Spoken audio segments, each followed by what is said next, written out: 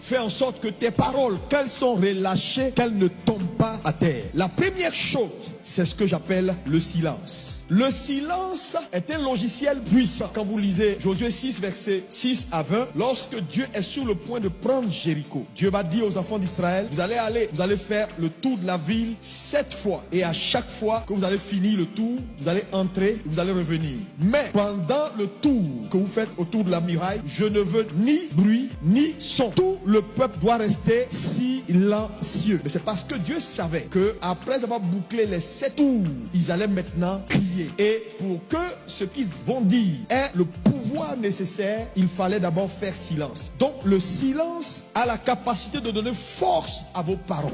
On dit même l'insensé, quand il se tait, passe pour sage. Ça veut dire quoi? Parce que se taire te met dans une autre disposition ou te présente aux yeux des gens, te donne du volume. Ici, on lit l'iniquité aux lèvres. Ça veut dire quand un homme ne sait pas se taire, quand un homme parle trop, c'est un homme qui multiplie ses iniquités. Et donc le pouvoir de sa parole est affaibli. Et vous allez voir que la plupart du temps, on aime écouter les gens qui ne parlent pas beaucoup. La crédibilité d'un homme est également rattachée à la rareté de ses paroles. Quand vous voyez un homme qui parle trop, quand je dis parler trop, il est dans tout. Il a un point de vue sur tout, c'est que tu perds ta crédibilité. Le jour où tu vas dire même quelque chose de bon, personne ne va prendre ça au sérieux. Parce que tu ne fais que parler. Quand on parle, on a réfléchi. Ce qu'on dit là, précis, mais on ne parle pas n'importe comment. C'est délicat la parole. La gestion des mots, c'est délicat. Satan le sait, c'est toi qui l'ignores. Le silence a beaucoup d'avantages. Premier avantage, le silence va t'éviter les combats inutiles et les problèmes causés par la multitude des mots.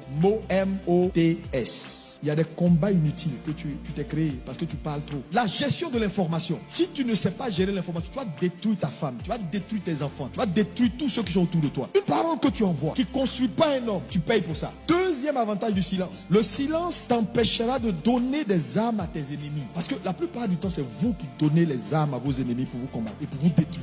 Faites attention, ceux qui parlent beaucoup là, ça va revenir contre toi. Parce que l'ami d'aujourd'hui peut être l'ennemi de demain. La plupart du temps, les gens qui vont te combattre dans ta vie, qui vont t'exposer, c'est ceux qui ont semblé très proches ou à qui tu as beaucoup parlé. Camarade préféré aujourd'hui peut être problème de demain. C'est quelqu'un qui dit, oh laissez celle-là, je la connais.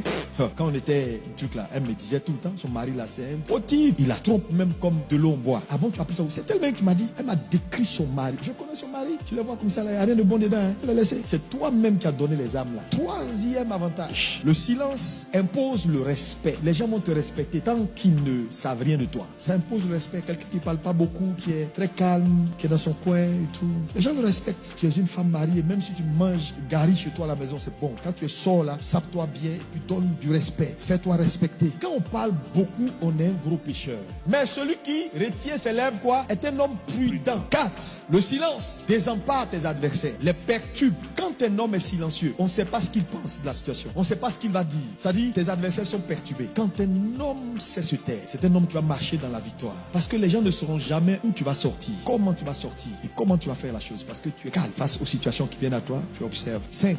Le silence vous conduira certainement dans le succès. Pourquoi? Parce qu'un homme silencieux sait écouter, sait observer, sait tirer les conclusions avant de dire ce qu'il a à dire. Un homme qui parle trop, c'est pas bon. Dieu t'a donné 2 oreilles, une bouche. Ça veut dire Dieu veut que tu écoutes plus que tu parles. Souvent, il faut être très calme et puis observer. Tu apprends de l'observation. Là où tu devais te tromper, tu rectifies. Quand tu vas être silencieux ou tu as été silencieux, tu te rends compte que, oh, j'ai bien fait de l'être parce que j'allais me tromper. Mais personne ne sait. À ce niveau-là, tu as rectifié le tir. Quand tu reviens, ça avec beaucoup plus de structure dans tes propos. Un homme qui dit ce qu'il pense toujours est insensé. Toujours le dit dans n'importe quelle condition. Tu vas avoir des problèmes dans ta vie. Souvent, il y a des vérités. Il faut savoir se calmer parce que la situation ne permet pas qu'on relâche une telle vérité. Elle ne sera pas comprise et elle va travailler contre toi. Quand une vérité n'est pas dite dans les conditions favorables, elle peut devenir pour toi un problème, bien qu'elle soit la vérité. C'est pourquoi la sagesse impose que ton calme t'aide à dire ça, comment je présente ça, comment je fais.